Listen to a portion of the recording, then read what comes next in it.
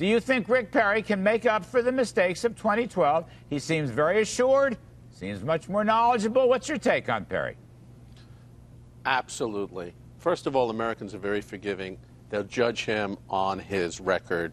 He did screw up by his own admission. There was some, apparently, as he said, some health issues, Larry. I think Rick Perry has a great, tremendous record as governor of Texas, but he also is a forward-thinking Republican. He reaches out. He's done a tremendous job there, so I think Americans will gravitate to him, and I think he would be one of the front runners, and I think the polling data shows that he is. Howard Dean, it may be an odd thing to say, but I think I think Governor Perry is going to be one of the front runners. I'm not making a choice. It's way too early for that. But I want to get your take on it. He's running on a platform of jobs and growth in Texas as an example of where to do business, the so-called red state Republican model. I would guess, Howard, you hate that model, but I think it's going to be very effective. Well, we're going to get to the model first in a minute. But first, I just want to say, even though you and I don't agree on a lot of things, I think you're a terrific guy, and you've had a great show, and I really appreciate being on one of the last ones you're going to do.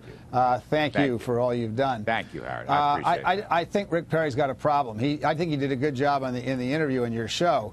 But the fact is, he's talking about let the states do health care. 22% of his children in Texas have no health care. 26% of his adults have no health care. He has the highest graduation failure rate of any state in the entire country, including places like Mississippi. So he, in fact, does not have a record. And most of the jobs he's bringing to Texas are lower wage jobs. The average income in Texas is actually lower than it is in Vermont, which I found to be shocking.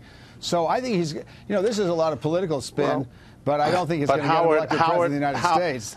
Howard, if things are so bad in Texas, why is it that 1 million new taxpayers went to Texas, 1 million new taxpayers went to Florida, and 1.5 million taxpayers left the state of California? People can't pay for these services.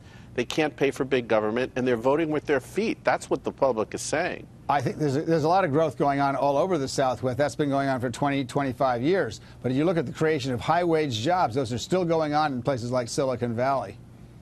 Terry Jeffrey, let me bring in here. Look, the Governor Perry statistics for Texas, they've created probably almost a third of all the new jobs in this country in the last 10 years. The average wage, from what I gather, is above the minimum wage, substantially above the minimum wage. So, Terry, are you looking at a front runner? I mean, there's Scott Walker, there's John Kasich, there's a lot of people out there. The question is, before the House tonight, has Rick Perry made a comeback? Is he in the process of making a comeback? Sure, you're looking at a serious, viable candidate. By the way, Larry, I want to echo what Governor Dean said.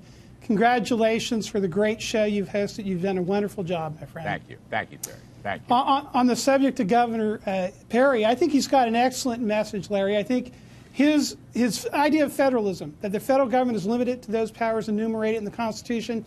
The rest of things is a competition between the states. And his state is definitely beating my old home state of California. People out there talk about moving their businesses to Texas. They do it. They see their friends going there and succeeding. In the competition of freedom, Rick Perry's state is winning. Jerry Brown's state is losing.